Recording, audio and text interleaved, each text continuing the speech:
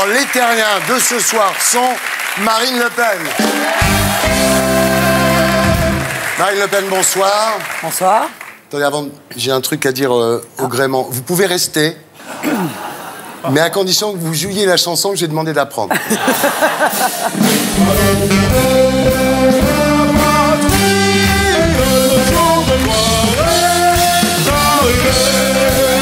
Ok, c'est bien. Bravo.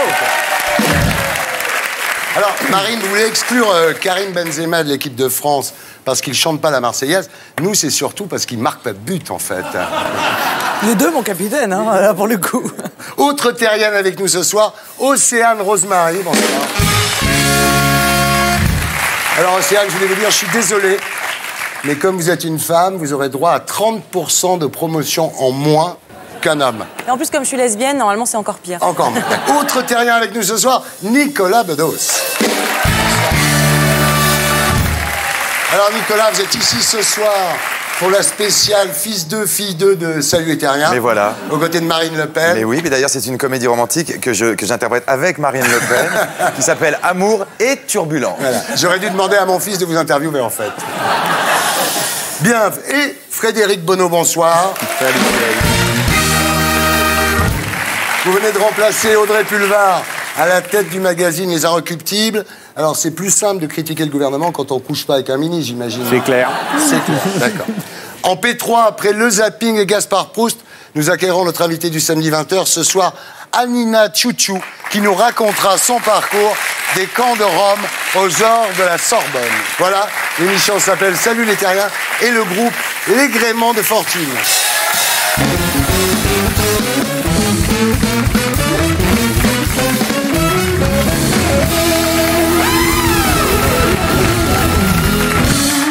Alors Marine Le Pen, rebonsoir. Je vous pose la même question que je poserai tout à l'heure à Nicolas Bedos. Comment va papa? Ça va, merci. Alors on est loin de l'époque où Jean-Marie Le Pen disait « Marine Le Pen est bien gentille, mais sa stratégie de dédiabolisation ne nous a rien apporté. Les médias nous ignorent. Un front gentil, ça n'intéresse personne. » Ben non, finalement. La question n'est pas de savoir si on est gentil ou pas, parce qu'on arrive à mordre encore un peu de temps en temps. Ouais. Hein. Bon. Mais on est plus entendu, c'est sûr. Alors vous êtes avec Christine Lagarde, l'une des deux femmes politiques que les Français espèrent voir jouer un plus grand rôle dans l'avenir. Votre candidate était à 48% dans l'Oise dimanche, et vous dites « Le Front National est devenu le centre de gravité de la politique française ». Vous avez dédiabolisé le FN, et maintenant, quand vous dites « J'aime surtout les Blancs », c'est dans la revue des vins de France. Quand j'ai vu le titre, je me suis dit, elle est gonflée. Puis en fait, non. Alors, j'ai retrouvé une photo de vous, très, très touchante. Oui, c'est un Hénin Beaumont. Vous l'avez relâché, le petit?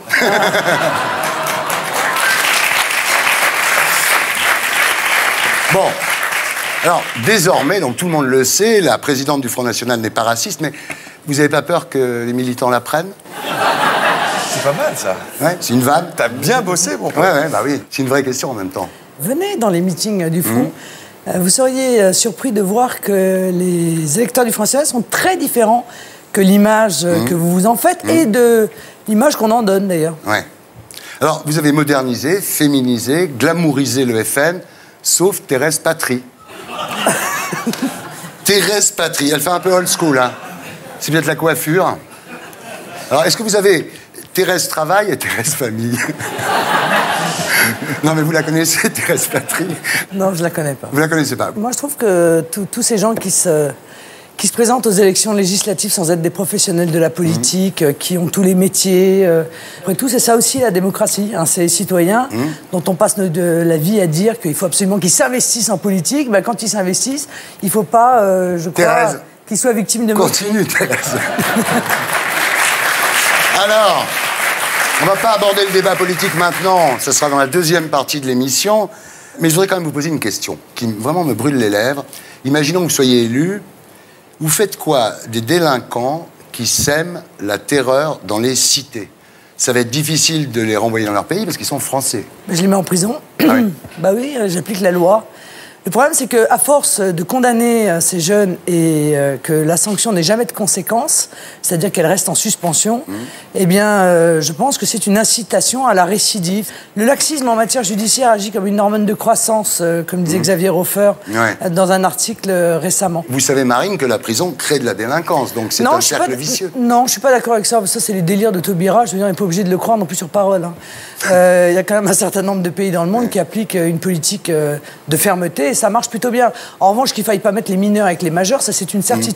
Donc il faut construire des prisons.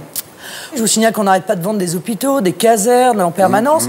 Voilà des lieux qui accueillent du public qui pourraient parfaitement, à moindre frais, être transformés en centres semi-fermés, ouverts, etc. Enfin, plus adaptés aux jeunes délinquants, quoi. Alors, dans les Français préférés des Français, vous préférez qui? Omar Sy, je pense. D'accord, ben bravo. Ben bravo, Omar. Alors, Marine, Louis Alliot est venu dans cette émission. On lui a appris d'ailleurs qu'il avait des origines juives. Vous le saviez, vous? Je m'en fous complètement. D'accord. Si vous êtes élu, il sera premier monsieur de France? Oui, c'est effectivement quelque chose auquel il faut réfléchir. Prince consort, Louis Prince consort. C'est pas très facile à envisager. C'est un rôle inédit, en quelque sorte. Vous en parlez pas trop de votre relation Non, bah écoutez, on est déjà des personnages publics, alors si on pouvait conserver un tout petit peu de privé, c'est pas mal. Mais vous étiez dans Match tous les deux, regardez quand même, c'est bien. Oui, c'est la seule photo qui existe. Voilà, elle est bien, hein. Vous vous tenez par la barbichette un peu. Voilà, c'est ça. Mais vous qui êtes tellement favorable au mariage, pourquoi vous ne mariez pas avec Louis? Je suis comme le président de la République, je suis favorable au mariage, mais pour les autres en plus. Merci. Océane Rosemary, rebonsoir. Alors, ça s'écrit Océane Rosemary tout attaché. Il n'y a plus de barre espace sur votre clavier, c'est quoi l'histoire? Non, je trouvais ça bien en un seul mot. Alors vous avez 35 ans, vous êtes comédienne, humoriste, et vous êtes lesbienne. Mais comme vous ne ressemblez pas à Josiane Balasco dans Gazan maudit, personne ne vous croit. C'est ça. Alors vous avez fait un spectacle qui raconte cette situation qui s'appelle La lesbienne invisible. Vous êtes donc lesbienne, mais pas joueuse de tennis professionnelle. Ça, c'est quand même... comme quoi, c'est possible. Comme quoi, il y en a partout, c'est incroyable. Ouais, voilà. Alors, dans le spectacle, vous en prenez aux clichés sur les lesbiennes. Vous expliquez qu'on peut être belle, féminine, sympa et être lesbienne. Et bien dans sa peau, parce que c'est vrai que l'image des lesbiennes, c'est souvent des nanas un peu folles, dingues, dépressives, qui découpent leur meilleure amie et la mettent dans le freezer. Donc j'avais envie de changer un peu cette image-là, des lesbiennes. Alors, vous êtes ce qu'on appelle une lesbienne lipstick, par opposition aux butch. Les butch, c'est un peu les... Voilà, hein. Vous êtes lipstick, c'est plus sympathique. C'est pas plus sympathique, c'est juste différent. Alors on parle beaucoup des lesbiennes d'ailleurs en ce moment, et vous en voulez à Muriel Robin, à l'époque où elle était la Française préférée des Français, de ne pas avoir fait son coming out. Bah, disons qu'il n'y a aucune lesbienne célèbre qui a fait son coming out jusqu'à présent, vraiment. Oui, c'est vrai. Il y en a dans les médias, il y en a sur cette chaîne, il y en a, voilà, et qui ne le disent pas. Et bon, après, je ne les juge pas parce que c'est pas la même époque, c'est pas la même génération, et je pense que c'était plus dur. Et je pense que Muriel Robin, c'était, que c'est quelqu'un sûrement très compliqué aussi, et à son époque, c'était peut-être moins simple, mais c'est dommage parce que ça aurait pu faire bouger les choses. Bien sûr. Vous vivez en couple. Quand il y a deux femmes, c'est laquelle qui simule? L'avantage quand on est lesbienne, c'est qu'on n'a pas besoin de simuler parce qu'on a plein d'orgasmes. Ah, d'accord. Et qui fait la vaisselle? On alterne. Ah, d'accord. C'est très égalitaire, en fait, c'est pas mal. Bien. Alors, vous voulez avoir des enfants, mais vous dites, j'ai pas du tout envie de me coltiner un mec pour devenir mère, et je ne vois pas pourquoi je devrais prendre le Thalys pour aller me faire inséminer en Belgique. En fait, vous voulez la PMA en France. Tout à fait, je veux la PMA en France. Vous avez quelqu'un qui est d'accord, ça tombe bien. J'ai été assez contrariée par l'allocution de François Hollande avant-hier, qui a dit qu'il s'en remettrait au Conseil national de l'éthique, parce que pour moi, ce n'est pas un débat éthique, c'est juste une question de droit et d'égalité. Et on veut des enfants, comme d'autres femmes. Je pense qu'il ne doit y avoir aucune discrimination sur l'accès à la PMA. Après, ce n'est pas du droit à l'enfant. Chacun, voilà, c'est juste qu'on ait le droit d'essayer. Voilà. Marine, vous êtes contre, vous? C'est extrêmement intéressant parce que c'est un droit. Ouais. C'est le droit à l'enfant. Non, c'est pas le droit à l'enfant, c'est le droit à la tentative d'avoir un enfant. C'est pas la même chose. J'objective pas l'enfant. Je pense pas que je dois avoir droit au travail, droit à l'enfant, droit au logement. C'est pas pareil.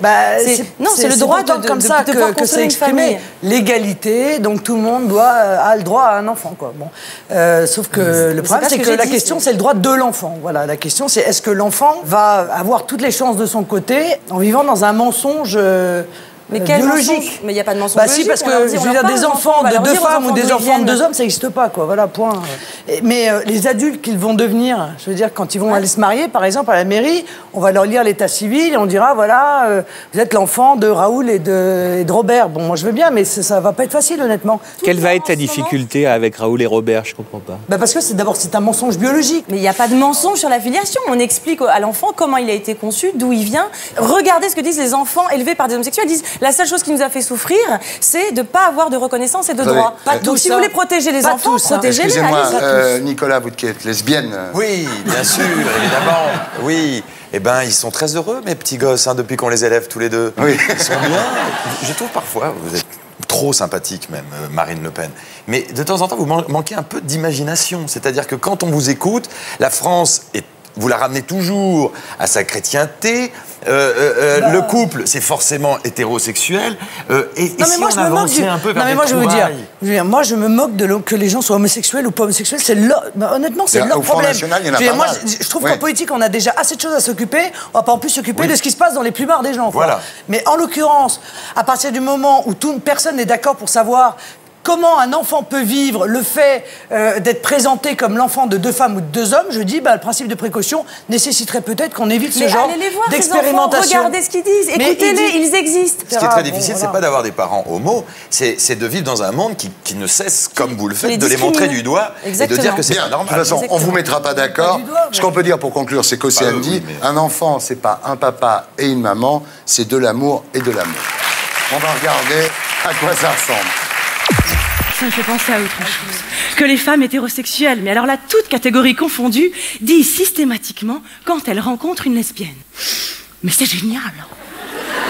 Faut absolument que je te présente Françoise et Marie-Jo. Elles sont lesbiennes, elles aussi. Ah, mais je suis sûre que vous allez vous entendre. Vous imaginez si nous, les homos, à chaque fois qu'on rencontrait des hétéros, c'est génial. Faut absolument que je te présente François et Agnès. Ils sont hétéros eux aussi. Ah, mais je suis sûre que vous allez vous entendre. 9 jours en temps lesbienne, ça équivaut à peu près à 4 ans et demi en temps hétéro. Et 3 secondes en temps PD. Océane Rosemary en tournée dans toute la France. Voilà, c'était la pleine de SLT. On se retrouve après la pub pour discuter de l'actualité de la semaine. À tout de suite.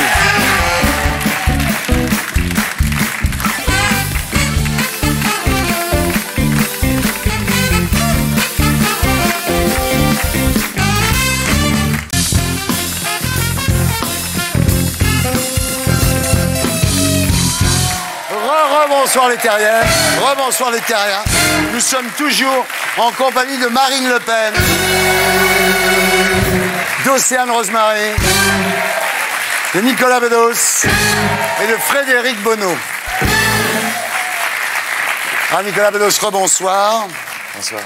Le look est bien, vous n'avez pas votre petite veste Sandro aujourd'hui? Non, j'essaie d'avoir un look de jeune, ce que je suis de moins en moins. Mais vous êtes de plus en plus beau gosse. Mais mesdemoiselles, je vous entends. C'est encore plus agréable d'ailleurs de ne pas vous voir et de vous entendre. Parce que si je me retourne, je risque d'être déçu. Non, eh ben non. Mais ben non. Alors, ça doit être cool d'être Nicolas Bedos en ce moment, non? Pourquoi tu dis ça? Parce que vous avez un film qui sort, tout le monde vous fête, vous êtes dans tous les journaux, enfin j'imagine que votre ego est au top. Non, tu sais très bien qu'en fait, on n'est jamais vraiment, on est toujours inquiet. Je suis terrorisé parce que c'est la première fois que je ne suis pas responsable que de moi. Je suis responsable de ma partenaire Ludivine Sagnier, du metteur en scène qui a mis 3 ans pour monter son film. Donc je déteste être responsable des autres. J'ai pas d'enfant, moi je suis pas marié. Ça m'emmerde d'avoir cette pression sur les épaules. Alors, j'imagine que vous vous sentez proche de Marine Le Pen parce que comme elle, vous avez un père célèbre, très envahissant et obsédé par ses convictions politiques finalement. C'est pas faux. C'est pas faux. En tout cas, on continuera à nous en parler jusqu'à la mort. Aujourd'hui, quand on dit Bedos, on pense à Nicolas. J'en sais rien. Et quand on dit Le Pen, on pense à Marine. C'est quand même formidable. C'était pas le but, hein. Vous avez tué le père. Il y a de la place pour 2. Vous avez tué le père et vous lui avez roulé dessus avec un Hummer. C'est pas vrai. Mais quelle violence. Non, il va très bien. Alors, tous les deux ensemble sur le même plateau, c'est formidable. Parce que c'est vrai qu'à l'époque, on n'aurait jamais imaginé Jean-Marie Le Pen et Guy Bedos. Donc les temps changent quand même, non? Oui. Ça aurait pas été facile. Et vous êtes là tous les deux. Voilà. Alors, Nicolas, vous êtes ici ce soir pour votre premier rôle au cinéma dans Amour et Turbulence, qui sort mercredi prochain. Alors, le 18 mars, a eu lieu, une avant-première dans laquelle vous êtes apparu au bras d'une charmante jeune femme. Oh, mais tu vas m'emmerder avec ma vie sentimentale. Oui. Alors, ça fait 12 jours. Vous êtes toujours ensemble ou c'est de l'histoire? Non, c'est pas vrai, ça fait pas 12 jours. Ça fait pas 12 jours. Ça fait pas 12 jours et il faudrait que je travaille à l'américaine avec une attachée de presse qui dit non, pas rien de personnel, dégage. Ce que je peux te dire, c'est que cette jeune femme est ravissante. Donc c'est fini. Mais pas du tout. Ah bon? Je joue le rôle principal d'une comédie romantique et tu m'obliges à dire que je suis maqué. Ouais. Ça serait une faute professionnelle. Tu vas faire vider les salles, connard. Non. Je suis célibataire avec elle. Non, parce que Nicolas Bedos, c'est l'amour dure 3 jours, lui. Hein. Attention, hein. C'est pas pareil. Pour le casting du film, c'était un cauchemar parce que le réalisateur ne voulait pas que vous ayez déjà couché avec l'actrice principale. Donc ils n'ont trouvé personne. Enfin, finalement, il y avait Ludivine. C'est dégueulasse. Non, mais c'est vrai, on prend n'importe quelle actrice au hasard en France et couche avec elle. Non, par exemple. Il s'est rien passé avec Mademoiselle, elle le revendique. Je n'ai rien fait avec Jeanne Moreau, par exemple. Ah oui, ça... Balasco peut dormir tranquille. Ah, ça, c'est sûr. Mais oui, ça se passera très bien. Alors, ce qui est marrant, c'est qu'en ce moment, Nicolas, vous êtes en pleine tentative de réhabilitation par le romantisme. Tout à fait. Alors, je cite du Nicolas Bedos. Tu as vu la com un peu? On me décrit comme un dandy playboy, homme à femme, alors que je suis un ancien alcoolo, enfermé dans ses livres, torturé, sombre, décoiffé et terriblement romantique. Ouais. Ben, c'est vrai. Aussi. Et tu m'as déjà croisé, tu sais très bien que c'est vrai. Oui, c'est vrai. Mais ce qui est un petit peu indécent et prétentieux, c'est de le dire dans les journaux. Vous dites d'ailleurs, Amour et une turbulence, c'est un peu l'histoire de ma vie. Oui. Le héros confie à sa copine à un moment, je rêve, énorme, je rêve d'une maison à la campagne avec un chien, un VTT dans le garage. Donc quand même. On va oublier le VTT dans le garage. Non, ce qui est vrai, c'est que le personnage principal, dont j'ai écrit les dialogues, et qui est très inspiré de moi et du mec que je faisais un peu à la télé, c'est-à-dire très ramenard, très coureur de jupons, et il tombe amoureux. Et comment un type qui a une réputation de merde dans Paris, ce qui est mon cas, comment un type comme ça peut tout d'un coup prouver à une femme qu'il est sérieux dans sa déclaration Parce que la grande différence entre un queutard et moi, c'est que le queutard couche pour coucher. Tandis que mon personnage dans le film, tout comme moi, a fait beaucoup de brouillons pour rencontrer le chef-d'œuvre. Oh. Il est à la recherche de la femme de sa vie. Mais oui. C'est Don Juan. Les pauvres brouillons. On expose en ce moment les brouillons de Michel-Ange, ils sont très beaux. Donc je rêve d'une maison à la campagne avec un chien, un VTT dans le garage. J'ai dit ça pour de vrai, en fait. Mais c'est pas complètement faux. D'accord. Je suis très bourgeois, moi. On s'entend pas si mal. Il y a un petit côté France. Non, je suis pas bourgeois du tout. Il y a un petit côté tradition. Oh, on sait où vous habitez quand même, vous n'êtes pas non plus une fille ça n'a rien à voir. Vous n'êtes pas une fille du peuple non plus. Mais là où vous vivez ne vous détermine pas. Oui, la question, c'est qu'est-ce que vous avez dans la tête. Non, mais quand même. Je ne suis pas une bourgeoise, je suis une révolutionnaire. De quoi vous me parlez? D'accord. Ah oui, c'est vrai. Alors, le pitch. Un homme retrouve son ex à côté de lui dans un avion et il a le temps du vol pour la reconquérir. Alors, c'est une fiction, parce que vous, le vol dure 7 heures, vous auriez couché avec tout le monde, même les otages. C'est pas possible. Je vais me barrer. Je vais me barrer d'ici. C'est dégueulasse. J'ai coécrit scénario et dialogue, et vous dites, j'avais envie d'y injecter un peu de mon histoire, je voulais jouer avec mon image calamiteuse de dragueur cynique. Le film est truffé d'anecdotes personnelles. Le pitch, par exemple, il est très conventionnel. C'est juste qu'on a travaillé avec beaucoup de sincérité. Ouais, c'est bien écrit. Et dans les dialogues, dans tout, dans les petites notations psychologiques, dans la façon dont elle se moque de moi, dont je me moque de mon image, dont on s'amuse de notre propre romantisme, j'ai l'impression que le film, il est sincère et c'est pas juste un produit marketing. Ouais. Et c'est la première fois que je trouve qu'un réalisateur peut rivaliser un peu avec les comédies anglo-saxonnes. En tout cas, c'était le film que je rêvais de faire. On regarde à quoi ça ressemble. On va se faire la gueule pendant tout le voyage? On se connaît pas. Ça va être long. Devine qui est assise à côté de moi. Julie. Mais genre, elle est assise à côté de toi. Juste à côté, mec. Antoine. Mais comment tu le sais? Parce que je le sais, je le sens. Je suis ta mère. Qu'est-ce qu'il dit ton horoscope, là? Que tu vas rencontrer un type extraordinaire? C'est déjà fait. C'est excellent, maman. On se marie samedi. T'as combien d'heures de vol, là? 6 heures. À partir de maintenant, t'es en mode domptage. Tu prends le petit lasso et tu vas choper un veau, ok? Tu te souviens de la Tour Eiffel? Je crois qu'il a bougé. Qui ça? Le bébé. Tu vois, il y a 3 ans, je foirais tout, je rencontrais que des connards. Et maintenant, tout le monde ici, c'est marrant. Hein. Il est pas mal, ce mec. Antoine, vous faites quoi, là? Il baisse tout ce qui bouge, même ce qui bouge pas. Faudrait les castrer dès la maternelle. Je peux vous offrir un verre? J'ai jamais passé 1 heure avec un gros con. Vous avez 1 heure. On va où? La tour, c'est au sommet de sa bite qu'il a voulu t'emmener. Maman, comment tu parles? Je vous préviens, on ne couchera pas ensemble. Bonsoir. Les types dans ton genre, je les fuis comme la peste. Je sens que t'es parano. Je sens que t'es jalouse, limite folle. Dégage. Toi d'abord. Je peux quand même t'expliquer? Arrête. C'est marrant la vie. Vous retrouvez miraculeusement la femme de votre vie, et puis tout se casse la gueule.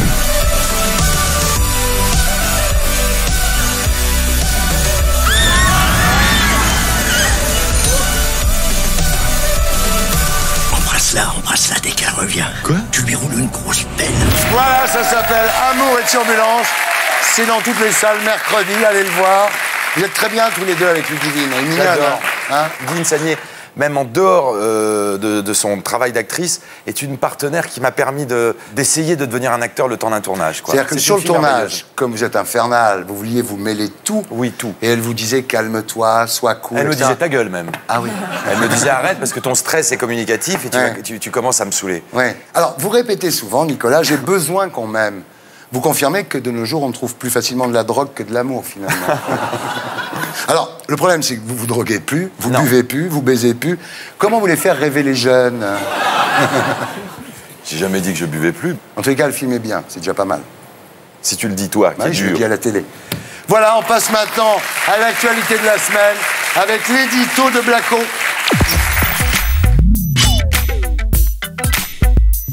La France est-elle au bord de l'explosion sociale? Ce qui est sûr, c'est que le nombre de chômeurs dans notre pays dépassera bientôt le record historique qui remontait à 1997. Je vous rappelle, je suis président de la République depuis 10 mois, pas depuis 10 ans. Sachant qu'aucune amélioration n'est garantie pour 2013, la colère gronde, comme cette semaine avec les ouvriers de PSA au siège du MEDEF. Il s'aplatit devant les patrons et il nous fout dans les paniers à salade. Faut-il s'attendre à des manifestations géantes comme en Espagne? Doit-on redouter des émeutes comme à Athènes? Manuel Valls prend ses menaces au sérieux. Ses services ont d'ailleurs rédigé un rapport alarmant dont a parlé le député PS Malek Bouti. J'ai vu comme d'autres la note des renseignements généraux qui parle de situations quasi insurrectionnelles. On pourrait avoir demain des événements sociaux en France qui déborderaient tout le monde, syndicats, patronat, organisations politiques. Si le gouvernement s'inquiète, d'autres se réjouissent. Jean-Luc Mélenchon a voté Hollande en 2012. N'empêche, il est convaincu qu'une explosion sociale est inévitable. Il va y avoir une immense récession, alors il va y avoir un énorme tumulte. Un énorme tumulte. De ce point de vue, Marine Le Pen est comme Mélenchon. Aujourd'hui, on commence à ressentir le désir des Français de faire aussi, eux, leur révolution. Elle aussi rêve du grand chambardement. L'an dernier, elle expliquait au JDD que si le FN arrivait à l'Assemblée, la première chose à faire serait de tout casser. Un peu comme si la France était un vieil HLM insalubre qu'il était temps de faire exploser pour pouvoir reconstruire un beau pays tout neuf à la place. Mais le pire, c'est que le Front de gauche et le Front national ne sont pas les seuls à parier sur une explosion du système pour accéder au pouvoir. Dans son interview à Valeurs Actuelles, Sarkozy affirme qu'une nouvelle crise économique est inévitable et qu'elle provoquera cette fois de graves troubles politiques. Je croyais que la crise n'existait pas, maintenant je vois que tout le monde en est convaincu. En attendant, la tension monte. Le Front de gauche traite Pierre Moscovici de salopard. Je nomme un chat, et qu'un de mes camarades appelle un salopard. L'UMP descend dans la rue pour contester le vote du Parlement. Eh ben on défend la famille. Et pendant ce temps, le FN fait le plein de mécontents aux élections locales. C'est un très très bon résultat. Et François Hollande dans tout ça? Eh ben lui aussi il est inquiet. Cette semaine sur France 2, il a d'ailleurs mis en garde Angela Merkel contre les conséquences de l'austérité que l'Allemagne impose aux autres pays de l'Union européenne. Prolonger l'austérité, c'est la certitude d'avoir des gouvernements impopulaires dont les populistes ne feront qu'une bouchée le moment venu. Pourvu qu'Angela entende son message, car si l'austérité continue de faire baisser sa popularité, notre président a l'air convaincu que les populistes ne feront de lui qu'une bouchée. Voilà, c'était l'édito de Blacko, mise en image de Julien Grappe. Alors, crise économique, crise sociale, crise européenne, crise morale, plus impuissance politique, la France est-elle au bord de l'explosion, c'est-à-dire des événements qui déborderaient les syndicats et les partis, ou bien les Français sont trop déprimés. Alors Marine Le Pen, est-ce qu'on est au bord de l'explosion sociale ? Il y a énormément de souffrance, donc il y a bien un moment donné où ça va s'exprimer. Comme en France, il y a quand même un vrai problème démocratique parce que l'Assemblée nationale ne représente pas, et c'est incontestable, l'ensemble des opinions politiques.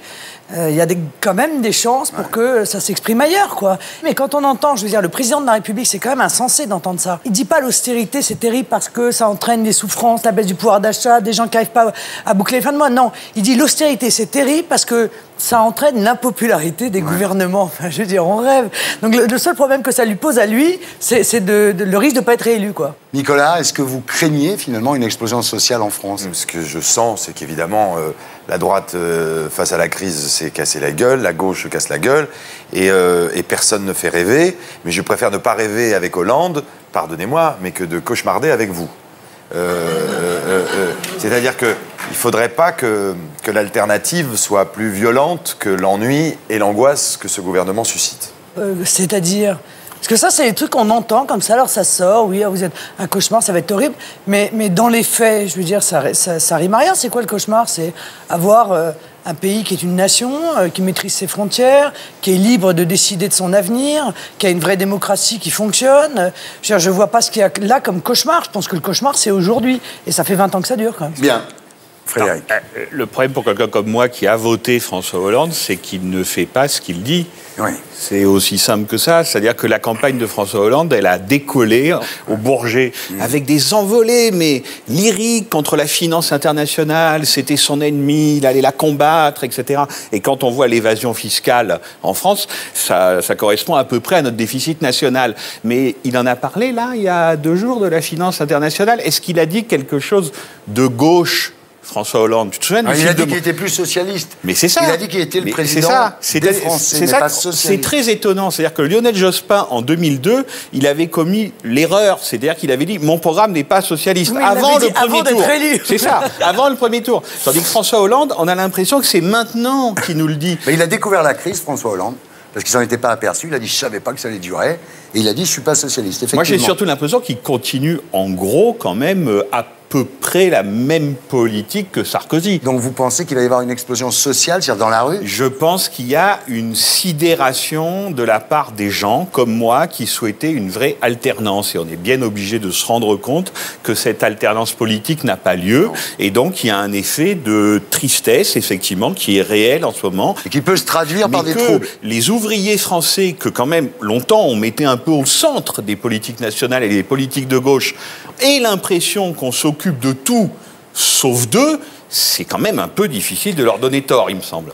Océane, est-ce que vous pensez qu'il va y avoir dans la rue des gens qui vont manifester, défiler, une espèce de mai 68? Ouais, j'ai l'impression que c'est quand même quelqu'un qui essaye de fédérer, qui traite tout le monde pareil. Et en effet, il a depuis 10 mois, 2 secondes. Les programmes qui ont été votés pour 2012, il peut rien y faire, c'est l'UMP qu'ils avaient voté. Il arrive 2 minutes. Enfin... Vous y croyez toujours, vous, en fait? Oui, moi j'y crois toujours. Bah et voilà, je pense qu'il faut lui laisser il y a quelqu'un qui du croit temps. toujours. J'ai l'impression que si on accepte le système dans lequel on vit, il y a un système libéral, capitaliste. Dans ce système-là, vu la crise qui est la nôtre, d'après ce que me disent mes amis économistes, il n'y a pas une marge de manœuvre très grande. Sauf qu'après, on attendait d'Hollande au moins que sur chaque drame social, il aille jouer le président de gauche. On lui demande même pas de prendre des mesures. Parce qu'on On lui demande de faire semblant, quoi. C'est-à-dire quelqu'un qui vient sur le terrain leur dire c'est douloureux ce que vous vivez. C'est douloureux ce que vous vivez et j'y changerai rien. Alors on change quoi? Arrêter, quoi. On change tout. quoi? Mais c'est bien le problème. C'est qu'à un moment donné, oui, il faut tout changer. Il faut changer le modèle économique qui nous a été imposé depuis 20 ans. Moi, quand j'entends un président de la République de la France, quand même, dire « Ah, il faudrait quand même que Merkel comprenne que... » Je veux dire, c'est ça, c'est son but à lui, son job, c'est d'aller convaincre la chancelière allemande qu'il faut changer les choses. National, vous étiez archi-libéraux dans les années 80 et 90. Sur le libéralisme économique, vous étiez à la droite d'Alain Madelin. Excusez-moi. Non, je dis le Front National. D'abord, le libéralisme et l'ultralibéralisme, c'est pas la même chose. Il y a une différence entre les deux, c'est la frontière. Et ça change tout.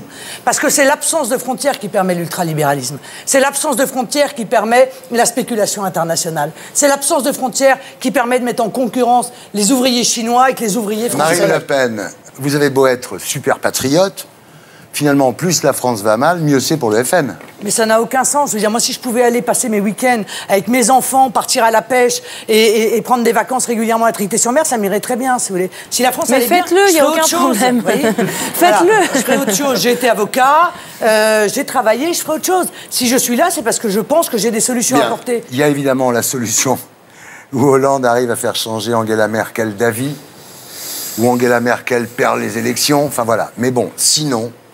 dans son dernier livre « Pharmacologie du Front National », le philosophe Bernard Stiegler est d'accord avec Jean-François Kahn. Et il écrit « Il est donc à peu près inéluctable que Marine Le Pen sera au gouvernement dans 4 ans. » Au gouvernement de qui? Ça n'a aucun sens. Vous voulez pas être dans un gouvernement Copé, par exemple? Non, mais ça va pas la tête, enfin. Donc vous voulez être présidente ou rien? Mais pourquoi voulez-vous que j'aille dans un gouvernement de quelqu'un que je combats au quotidien? Parce que les idées qu'il prône sont celles qui sont appliquées par Hollande.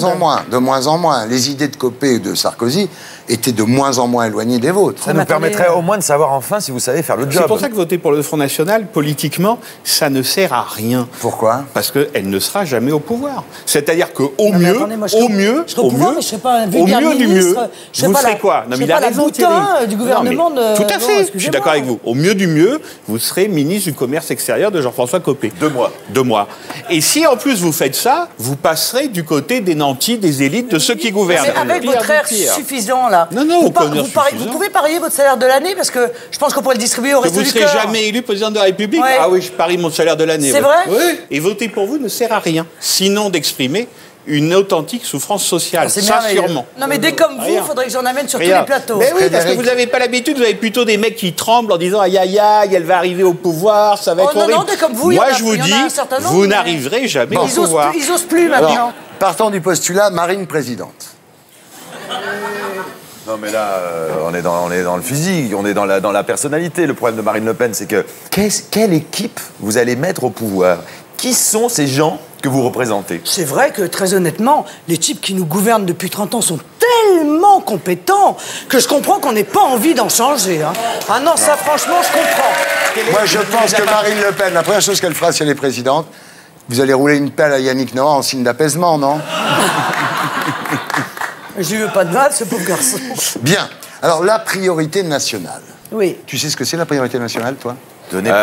C'est-à-dire que vous excluez quoi? Des systèmes sociaux, les étrangers qui sont sur le territoire, ce genre de choses, c'est ça? Non, c'est un boulot revient d'abord à un Français, pure souche. Non, mais justement, ça, faut reconnaître que moi je ne le savais pas, j'ai l'humilité et l'honnêteté de le dire. Oui. La priorité nationale, c'est pas pour les Blancs, c'est pas pour les Français de souche, c'est pour les gens qui ont une carte d'identité française. Tu peux t'appeler Mohamed, être français depuis 1 an, tu as droit à la priorité nationale, c'est bien ça. Exactement. Au détriment de Au détriment, c'est-à-dire qu'à compétence égale, un emploi revient prioritairement à un Français. Je vous signale que c'est ce qui se passe en Angleterre. C'est appliqué en Suisse, c'est appliqué à Monaco, tiens. Hein, sans que personne ne trouve ça, en l'occurrence. Les Monégasques qui sont assez contents, figurez-vous, de pouvoir bénéficier de l'avantage. On peut transformer la France en paradis fiscal, ça sera marrant. Mais dites-moi, chers amis, vous les artistes, là, l'exception culturelle française, moi, je suis pas c'est quoi? C'est quoi l'exception culturelle française, si ce n'est une priorité nationale donnée à la production française? Non, c'est pas ça, l'exception culturelle française. C'est pas laisser une partie... Ah bah attendez, vous me posez une question, je vous réponds. Si ça vous intéresse, l'exception culturelle française, c'est quand les Américains font 8 millions d'entrées avec un de leurs blockbusters en France, et c'est un système qui a été copié par les pays du monde entier, et ben nous, on prend une taxe sur les 8 millions d'entrées sur le billet pour produire nos propres films et produire des... C'est du protectionnisme, ça date de 1946, c'est une forme de protectionnisme. C'est une forme de patriotisme économique. De patriotisme. C'est exactement ce que je demande que l'on fasse. Oui, mais je voudrais qu'au-delà... Non, mais ça me fait plaisir que Nicolas en profite. Ce que je voudrais, c'est que les ouvriers en profitent aussi, le patriotisme économique, c'est tout. Que ce ne soit pas uniquement réservé aux artistes. Pour finir, donc...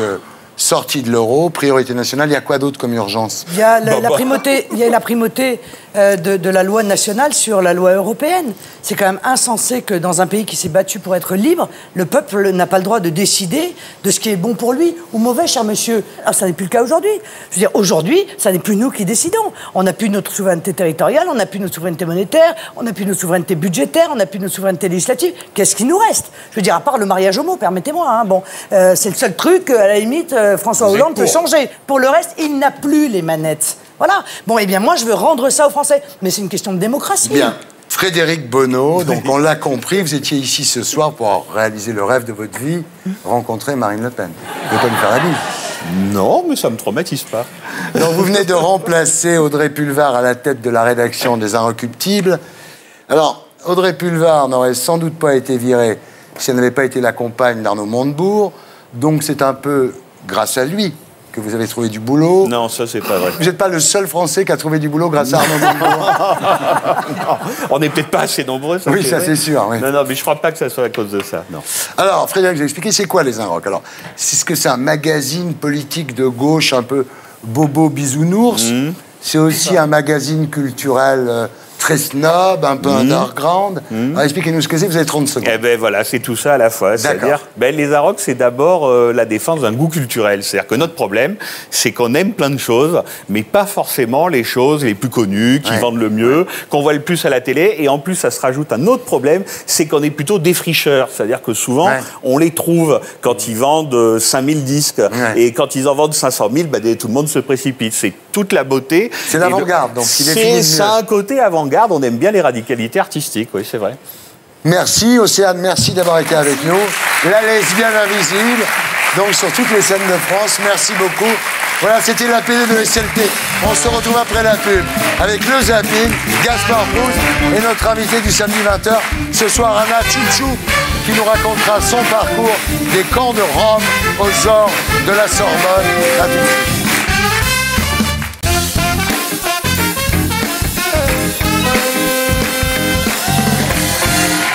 Bonsoir les terriens. Bonsoir les terriens. Nous sommes toujours en compagnie de Marine Le Pen, de Nicolas Bedos, de Frédéric Bonneau.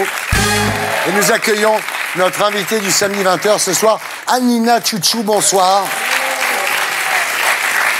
Alors Anina, à l'âge de 7 ans, vous avez fui la Roumanie avec votre famille pour échapper à la misère et à la discrimination que subit le peuple rom.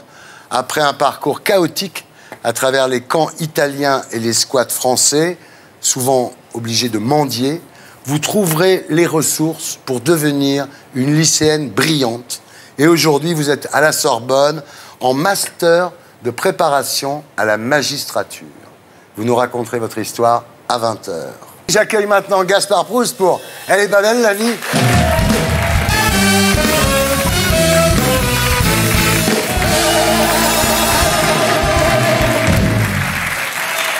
Super.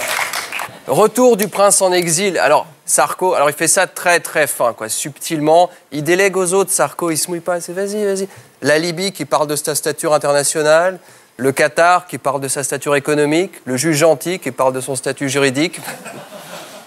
Bon, Nicolas est mis en examen pour abus de faiblesse. Je suis désolé, ça c'est un peu normal, quoi. Je vois pas très bien comment on peut devenir président de la République sans abuser de la faiblesse des électeurs. Enfin, c'est dans le package, quoi. Enfin, de toute façon, les gens sont méchants. Qu'est-ce qu'ils sont méchants avec Nicolas? Pour une fois qu'il aurait abusé d'un riche, hey, quoi, je veux dire. Mais ça, c'est la supériorité de la gauche sur la droite, quoi. La gauche, elle arrive aussi à abuser de la faiblesse des pauvres. Hein. Alors, en même temps, Nicolas, il se foule pas trop, quoi. Son seul argument de défense et de ses potes, c'est « Mais est-ce que vous m'imaginez arnaquer une vieille dame ?» Bah, évidemment. T'es capable d'installer des tentes à Kadhafi dans les jardins de l'Élysée pour lui sucer des contrats commerciaux et tu serais pas capable d'aller faire les poches à une mamie du CAC 40. Faut se réveiller, quoi, je veux dire. Alors, il y a la présomption d'innocence, il y a pas... Il aurait. Bah, moi, je veux bien, mais à part pour du blé, je vois pas très bien l'intérêt d'aller passer du temps avec une mémé, quoi. Je veux dire, c'est pas... En plus, qu'est-ce qu'il va lui raconter? Enfin, je veux dire, lui qui n'arrive pas à rester en place 3 secondes, je l'imagine mal passer une après-midi avec une mémé qui a besoin de 20 minutes pour terminer une phrase, quoi. Alors, à droite, tout de suite, le scandale, scandale. Nadine Morano compare cette affaire au scandale d'Outreau. Heureusement qu'elle n'a jamais eu envie de faire une carrière judiciaire, elle, parce que juge d'instruction, elle serait capable de dire dans cette famille, le problème, ce ne sont pas les parents pédophiles, c'est les enfants gérontophiles.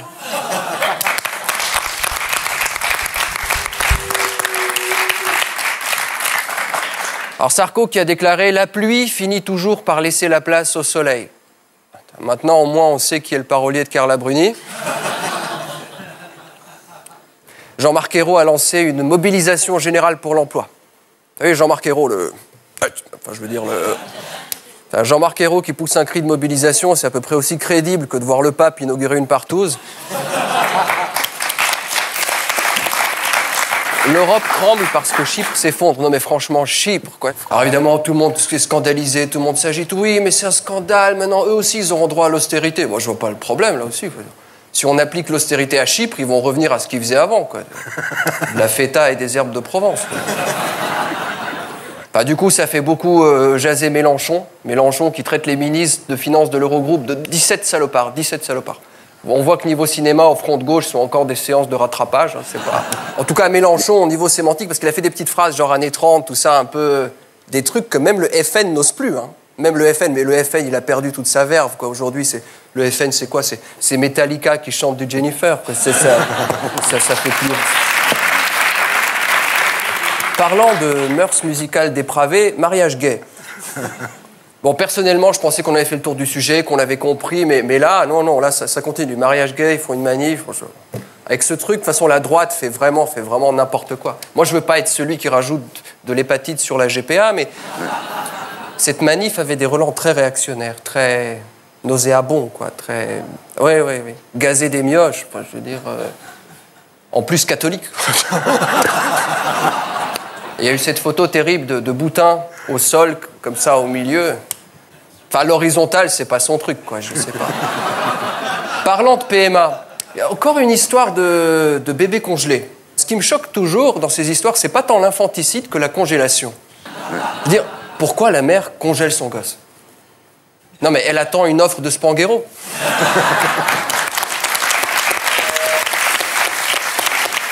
Alimentation toujours. Alors on a retrouvé une souris morte dans un sachet de pâtes. Alors forcément l'acheteuse, tout de suite, voilà comme les réactions. Oh bah c'est dégueulasse. Elle a une idée du prix de la viande. Pour une fois qu'on lui fournit des protéines en rab, quoi. Moi je serais Panzani, j'enverrai une facture. Économie normale. Alors l'Allemagne s'en sort mieux. Ah, c'est normal, quand t'as perdu 2 guerres de suite, tu te remets peut-être plus facilement en question. Économie parallèle, l'attaque du RERD. Dans ce pays, même les délinquants perdent la boule. Hein. Dire, moi, j'ai regardé la ligne D. Non, mais vous savez d'où elle va? Le truc qui relie Saint-Denis à l'Essonne. Saint-Denis à l'Essonne. Le machin le plus friqué qu'elle traverse, c'est Châtelet-Léal. Qu'est-ce que tu braques à Châtelet-Léal? Le relais?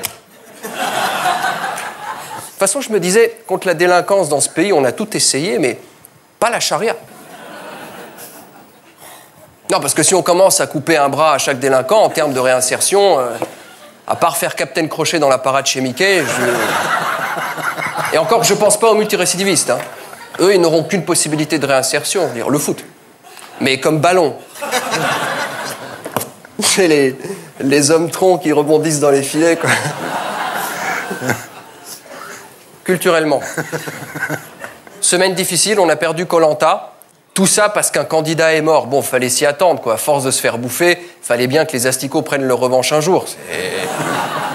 Le type, le premier jour, il arrive, il met les pieds dans l'eau, bam, quoi. Le mec vraiment pas doué pour faire touriste, quoi. Quand même. Non, mais c'est indécent. Crever au Cambodge en temps de paix. Le type, il vit où, quoi?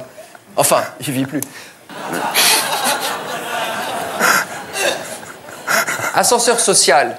Il y a encore des possibilités de promotion dans ce pays. Gad Elmaleh sort avec Charlotte Casiraghi. C'est-à-dire hop, hop, hop, hop. Enfin, encore un peu de patience, on aura le prince de Monaco.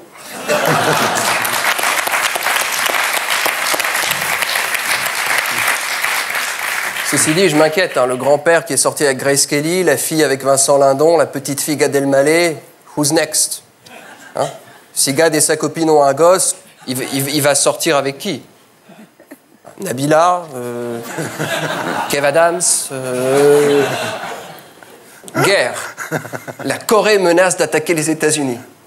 La Corée, les États-Unis. Alors ils ont envoyé Dennis Rodman, grand basketteur, là, pour faire une médiation. Je comprends que les Coréens se vexent, quoi. Quand l'Amérique envoie comme représentant officiel un ancien basketteur habillé comme un dictateur zaïrois, enfin, même nous, on n'a pas eu l'idée d'envoyer Philippe Catherine négocier avec Acme, quoi. Match de foot, France-Espagne. Espagne 1, France 0. Alors Hollande qui a prédit un match nul. Ah, c'est tout lui, ça. Si c'est nul, c'est bien.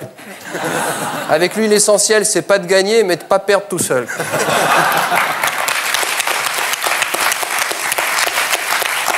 Et...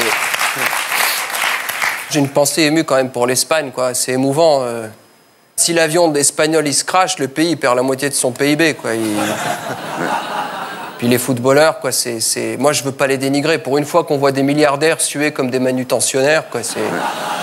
Le footballeur, c'est un peu le 2 en 1 de la lutte des classes. L'arrogance du patronat avec le mauvais goût de la classe ouvrière. Bonne nouvelle. Ah oui, il faut bien... Terminons en beauté. Alors, j'ai vu ça dans le Figaro du mercredi, la manchette suivante. Les 3 dernières semaines pour diminuer votre ISF.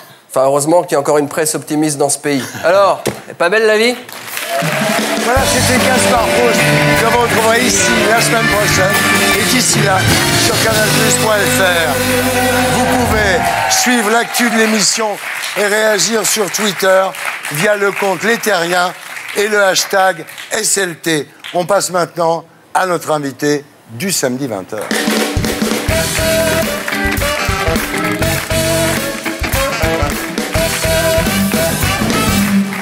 Anina, rebonsoir. Bonsoir. Vous êtes née le 4 janvier 1990 à Craiova, une ville de 300 000 habitants en Roumanie. Mais vous n'êtes pas roumaine. Quand on vous demande, vous dites « je suis Rome de Roumanie ». Oui, je suis Rome de Roumanie, je fais partie de la communauté. En fait, vous n'habitez pas vraiment au Craiova, vous habitez dans la banlieue, le quartier Rome de Fata Lunci, et toute la famille vit dans la maison du grand-père paternel, qui a du travail, parce qu'il ne ressemble pas à un Rome. Effectivement, il a eu la chance de ne pas avoir un faciès reconnaissable, et il a eu aussi la chance de faire des études et de pouvoir s'en sortir. Et tout le monde habite chez lui, une vingtaine de personnes. Oui.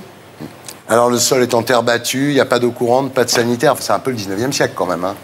C'est vrai que les conditions de vie n'étaient pas les plus faciles et les plus favorables. Ouais. Mais en famille, on garde de bons souvenirs. Ouais. Alors la vie est impitoyable hein, pour les Roms en Roumanie. Votre grand-père et votre mère sont dénoncés comme Roms et donc licenciés aussitôt. Mon grand-père a été dénoncé et... Quand on a su qu'il a été Rome, son magasin lui a été confisqué. Donc, et toute la famille qui travaillait dans ce magasin a perdu aussi son emploi de ce fait. Et nous avons tout perdu. Les Roms sont très très maltraités en Roumanie, un peu comme les Juifs pendant l'hitlérisme. C'est vraiment un rejet, une discrimination qui perdure depuis des décennies. Ouais. Et ils sont rejetés dans tous les domaines. Ouais. Et vous, à la maternelle, on vous dit tu es Rome, tu es sale. Oui, comme on le sait, les enfants ne sont pas du tout tendres à cet âge-là. Et je n'ai eu d'ailleurs aucune amie. J'avais la chance d'avoir une institutrice qui était plus tolérante. Mais les autres maîtresses de la maternelle me faisaient savoir aussi. Alors votre père est dénoncé aussi. Il perd son emploi. Et là, il décide que vous partirez en France. Voilà. Alors le premier épisode du voyage en France, c'est un film de Kusturica. C'est vraiment, donc vous partez tous dans un vieux combi Volkswagen, et puis soudain, au sommet du premier massif montagneux, la camionnette quitte la route, et vous vous retrouvez avec les 2 roues avant dans le ravin, et ça n'est que le poids des gosses dans le coffre qui fait que la voiture ne bascule pas. C'est vraiment un film, quoi. Ça m'a marqué, puisque je m'en souviens encore, et on a vraiment failli tous mourir dans ce ravin. Alors finalement, vous êtes arrêté par des militaires, vous êtes reconduit à Timișoara, mais le lendemain, vous repartez, votre père, c'est vraiment un battant. Hein. Je crois qu'on a tous un peu hérité de lui. Alors vous repartez en camion, cette fois, dans une épouvantable odeur, évidemment, de sueur, de vomi, d'urine, parce que vous êtes tous entassés dans un camion. Et une nuit, vous entendez, comme je ne sais même pas où vous êtes, vous entendez Kosovo. En fait, vous êtes devant des militaires qui vous ont dit « ne passez pas par là, c'est un champ de mine, vous allez tous mourir ». C'est périlleux. Hein. C'était vraiment périlleux, on a failli tous mourir là-bas. 30 personnes dans le camion, ouais. Alors 10 jours après, vous arrivez à Casilino, dans la banlieue de Rome, qui est le plus ancien et le plus grand camp Rome d'Europe. Alors là, vous arrivez, donc quand toutes les caravanes et toutes les baraques sont numérotées, vous achetez une caravane, et là, il y a un personnage assez étonnant, c'est le chef du camp, qui lui passe son temps à circuler dans le camp, mais il ne sort pas de la voiture, hein, il reste dans la voiture, mais tout passe par lui, c'est vraiment le grand chef, quoi. C'est le grand Manitou, un peu. Le grand Manitou. Ouais. Ceci étant, cette expérience dans le camp est assez terrible pour vous. Anina, vous dites, personne ne sait ce que j'ai vécu dans ce camp et combien j'en ai honte. C'est la pire période de ma vie. Alors vous avez honte aussi quand vous accompagnez votre mère pour faire la manche, évidemment, parce que vous la voyez courbée par terre, sur les trottoirs. C'est douloureux. Ouais. Et c'est une image qui nous marque. Et on a envie de tout faire pour plus jamais vivre ça. Alors finalement, votre père décide de quitter Casilino, donc pour partir en France. Sur la route, avant de quitter l'Italie, vous échappez de justesse aux douaniers italiens. Là, votre père, quand même, à un moment, les douaniers italiens arrivent, ils cassent la vitre avec un extincteur, vous allez tous être arrêtés. Et à ce moment-là, il y a un camionneur qui arrive et qui parle avec les douaniers, et votre père en profite pour prendre la fuite. Oui. Voilà. Donc vous arrivez à Lyon, dans un squat, qui est évacué immédiatement d'ailleurs. Et là, vous êtes pris en charge, donc, par les services sociaux. Et là, pour la première fois depuis votre départ de Roumanie, vous êtes traité avec humanité. C'est comme ça qu'on l'a ressenti. C'était la première fois qu'on nous apportait de l'aide et qu'on s'occupait de nous. Ouais. Alors, les services sociaux vous logent à Valence. Donc là, vous découvrez une vraie douche. C'est quand même une date. Ensuite, à Mâcon. Là, vous découvrez les vrais lits. Enfin, à l'école, vous êtes toujours victime d'ostracisme, quand même. Oui, il y a d'abord cette barrière de la langue qui nous sépare des autres enfants. Et puis aussi le fait qu'on est différents, on est des étrangers. Et puis un jour, c'est la catastrophe.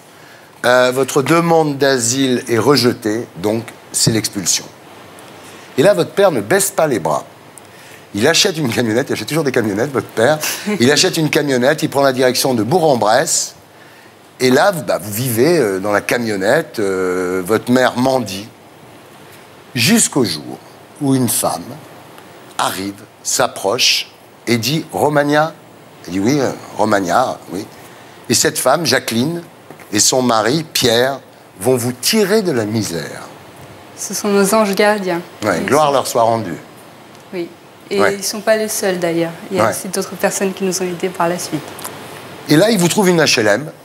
Donc là, vous découvrez la baignoire. Et à peine vous êtes installé, là, à Bourg-en-Bresse, vous vous mettez à travailler d'arrache-pied à l'école, vous êtes rapidement la première de votre classe, vous sautez la classe de CM1, et vous devenez un peu l'intello de la classe, quoi. C'est un peu comme ça que ça s'est passé. Mais les gens vous jalousent. C'est une autre forme d'ostracisme, en fait. Alors un jour, les profs convoquent votre mère, et votre mère, elle a peur de voir les profs, donc vous êtes obligé de beaucoup discuter pour la convaincre, en fait. Elle a toujours eu cette peur-là, elle a peur de nous faire honte. Et c'est pour ça que même à la sortie de l'école, elle se cachait, elle ne voulait pas qu'on aille la voir, qu'on aille l'embrasser. Alors vous avez votre bac avec mention bien, vous vous inscrivez à la fac de droit de Lyon, et puis pour payer vos études, vous faites des petits boulots. Vous faites vendeuse, vous faites femme de ménage, vous faites ce qu'il y a à faire. Aujourd'hui, vous êtes à la Sorbonne. Vous voulez devenir juge? C'est mon rêve, oui, de porter la toge de magistrat. Vous dites, pour moi, c'est une évidence. C'est devenu une évidence parce que toute ma vie, j'ai été confrontée à des injustices. Et rendre la justice, je pense que c'est une noble chose et c'est ce que j'ai envie de faire. Oui. Donc, finalement, la seule chose qui vous manque aujourd'hui, c'est la nationalité française. L'École nationale de la magistrature est conditionnée à la nationalité française et je ne l'ai pas encore. Vous allez l'avoir? J'espère, en tout cas. J'ai déposé un dossier en décembre. Bah écoutez, là, franchement, si vous ne lui donnez pas la nationalité française, je ne sais pas à qui vous allez la donner. Hein. Non? Merci de votre témoignage. Alors, Marine, c'est un exemple extraordinaire, non de... Oui, c'est un exemple, c'est hélas souvent une exception, il faut bien le dire. Bon, bah oui, mais c'est la réalité, c'est une jolie exception, c'est une belle histoire.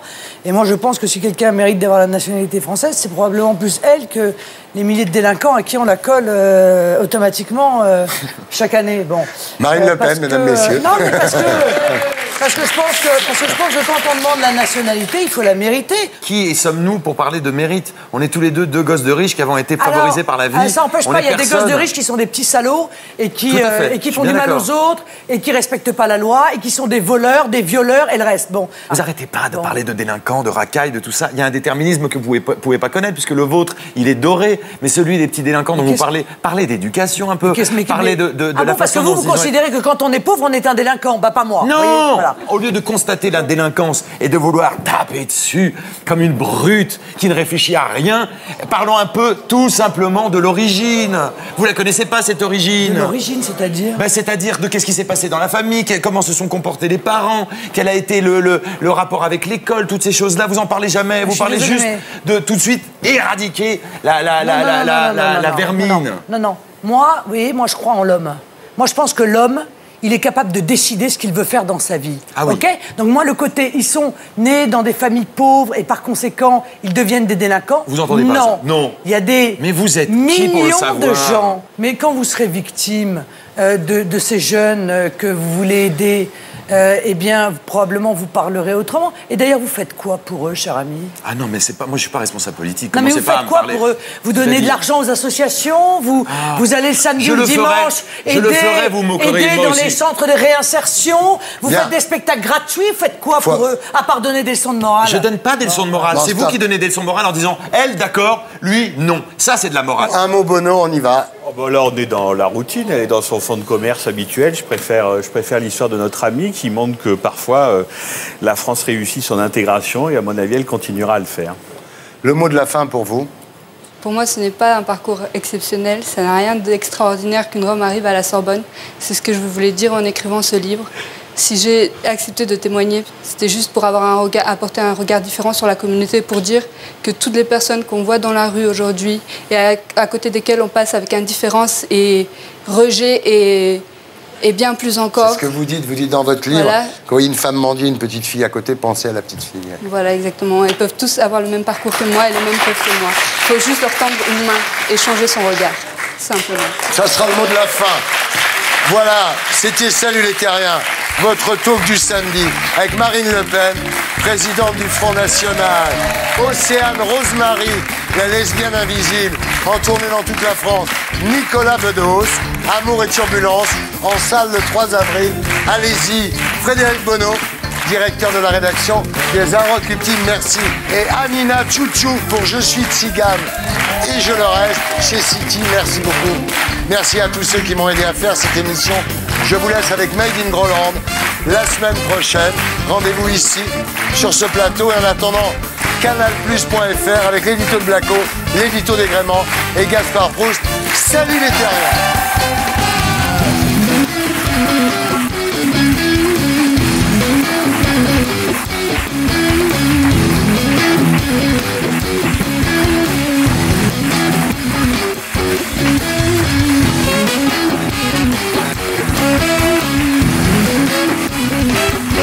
Et pour être sûr de ne rien rater de Inarditube, abonnez-vous et mettez un pouce bleu.